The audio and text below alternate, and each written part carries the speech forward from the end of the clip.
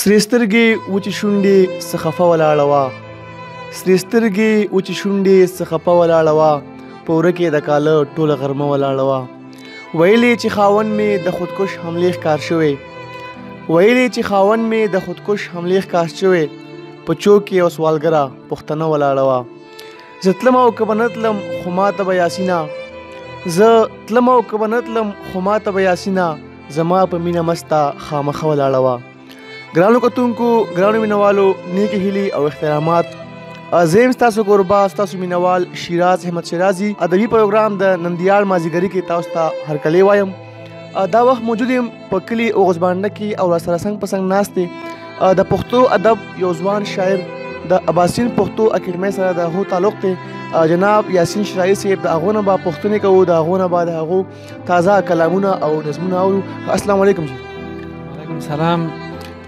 شیراز بھائی ډیره مننه یاسین بھائی دا راته ووایه چې ژوند مو څنګه روان دی د ټول نه مخکې خو جي شیراز صاحب ستاسو ډیره مننه چې تاسو موږ د دې لایق وګڼلو چې تاسو راشئ او موږ سره خبرې اترې وکړئ ژوند خو جي بس کار څنګه دی جي ښه روان دی تاسو لکه شاعر څنګه راغلی ځینې خلک وایي چې یا په عشق کې لیونی شي یا څه غم راشي یا دا فطري عمل دی تاسو څنګه شاعر ته راغلی مینه خو د عامو خلکو دا سوچ دی تقریبا د ډیرو خلکو دا فکر دی چې مینه چې دا انسان شاعر کوي خو حقیقت داسې نه دی شاعري سړی معین کوي مینه سړی نه شاعر کوي چونکې مینه چې دا رومانیت چې دی دا د ادب دنیا کې د ژوند بنیاد دی او شاعري چې دا فطرتي ده او فطرت انسان کې پیدایشي وي شعور سره تعلق لري شاعري نو کله چې انسان داسې بخي به د لږ لږ پوهېږي نو دغه وخت کې 8 کالو 9 کالو عمر کې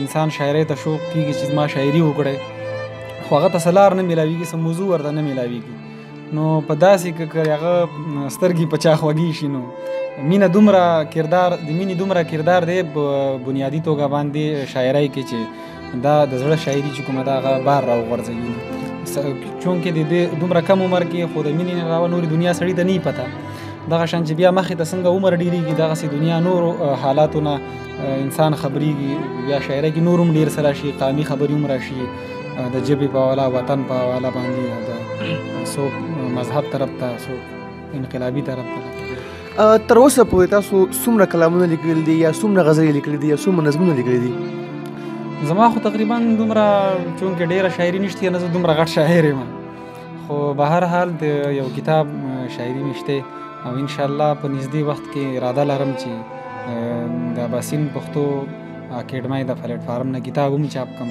انشاءالله یاسین صاحب ستاسو ډېرې مینوال دي هغه که مسافر دي که په خپل وطن دي ستاسو شاعري هغو ډېره خوښوي نو هغو ته به څه کوم کلام پیش کول غواړئ یا نظم وي یا غزل وي داسې یو کلام دی چې ته هم ژوند کړې د مذهب یوې محدوده دایره کې ته هم ژوند کړې د مذهب یوې محدوده دایره کې زه هم ګیر یم آشنا د رواجونو په ګیره کې او کله مینه کې کافر شم ستا کله مسلمان شم کله مینه کې کافر شم ستا کله مسلمان شم کله ګوټ کې د مسجد او کله ناست په میکده کې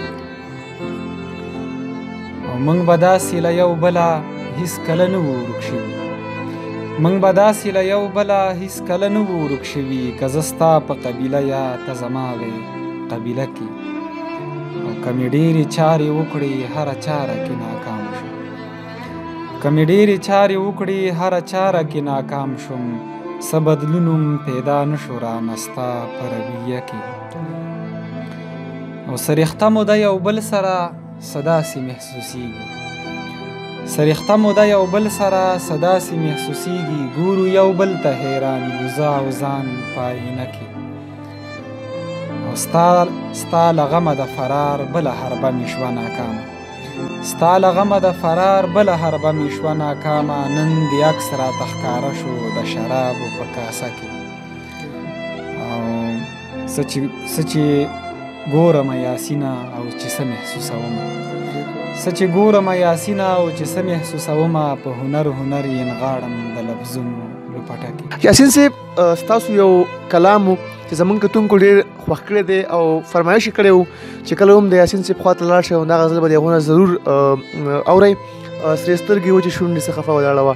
که تاسو دا غزل زمونږ کتونکو ته خپل مینهوالو ته په ترنم کې ووایئ نو ډېر خوند به وکړي. ټیک شو چې ډېره مهرباني.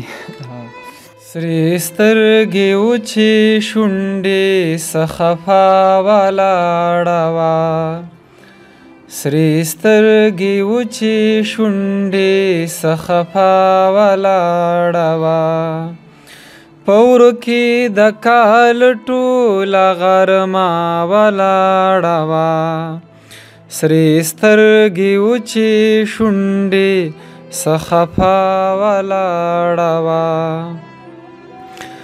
ویل یې چې خاوند مې د خودکش حملې ښکار شوی. ویل یې چې خاوند مې د خودکش حملې ښکار شوی. په چوک کې یو سوالګره پښتنه ولاړه وه. په چوک کې یو سوالګره پښتنه ولاړه وه. په ورکې د کال ټوله غرمه ولاړه وه. سرې سترګې وچې شونډې څه خفه ولاړه وه. دا څوک دومره اور یې د نفرت کر د خولې نه. دا څوک دومره اور یې د نفرت کر د خولې نه. چې کوز شو له منبره فرښته ولاړه وه. چې کوز شو له منبره فرښته ولاړه وه. په ورکې د کال ټوله غرمه ولاړه وه. سرې سترګې وچې شونډې څه خفه ولاړه وه. سرې سترګې وچې شونډې څه خفه ولاړه وه.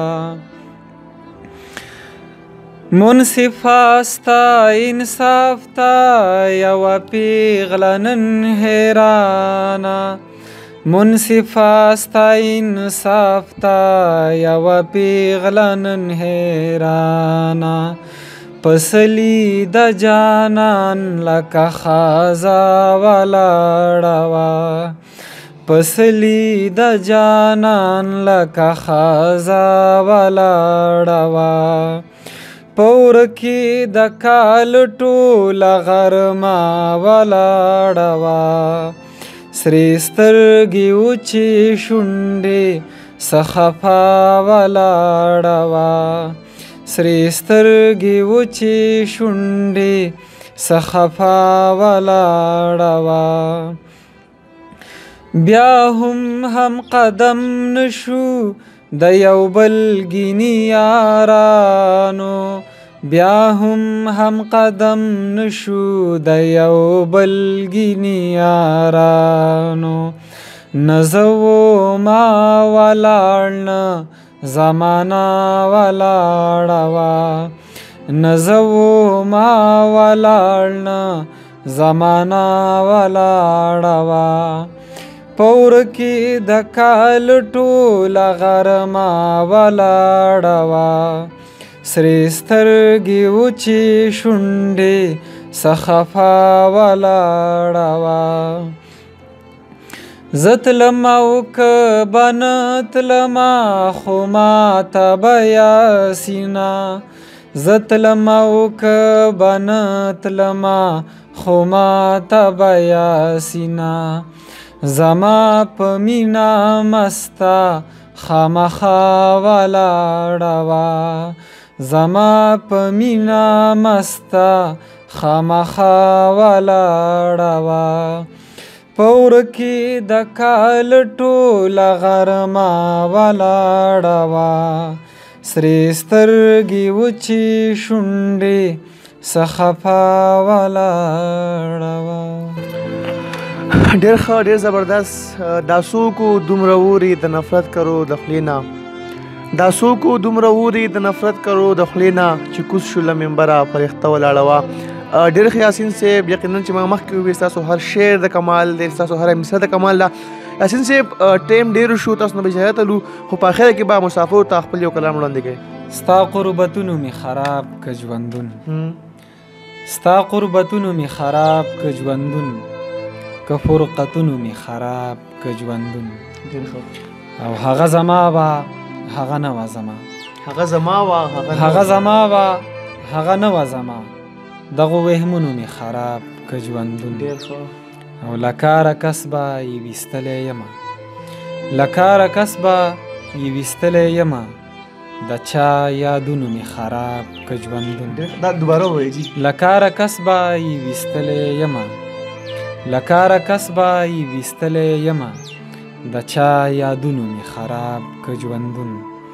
او چې تا سره می وو تیر شوي اشنا، چې تا سره می وو تیر شوي اشنا، هاغو وختونو می خراب که ژوندون.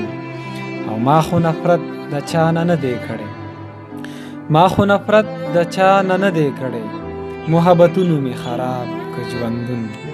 او د ښایستونو د رنګونو ښار کې، د ښایستونو د رنګونو ښار کې، دې وحشتونو می خراب که ژوندون. او ستا محبت د ژوند په خوند پوهه کړم، ستا محبت د ژوند په خوند پوهه کړم، ستا نفرتونو می خراب که ژوندون. او چې هیڅ تعبیر هم نه لري یاسینه، چې هیڅ تعبیر هم نه لري یاسینه، داسې خوبونو می خراب که ژوندون. ډېر ښه، ډېر زبردست. چې هیڅ تعبیر هم نه لري یاسینه، چې هیڅ تعبیر هم نه لري یاسینه، داسې خوبونو می خراب که ژوندون. ګرانو کتونکو، ګرانو مینوالو، د یاسین شیرازي صاحب دغه شعر سره به تاسو نه اجازت غواړم. په اخره کې به تاسو دغه وایم چې زموږ چینل سبسکرایب کړئ، زموږ پیج لایک کړئ. تر بل پروګرام پورې ما اجازت راکړئ. د لوی الله په امان.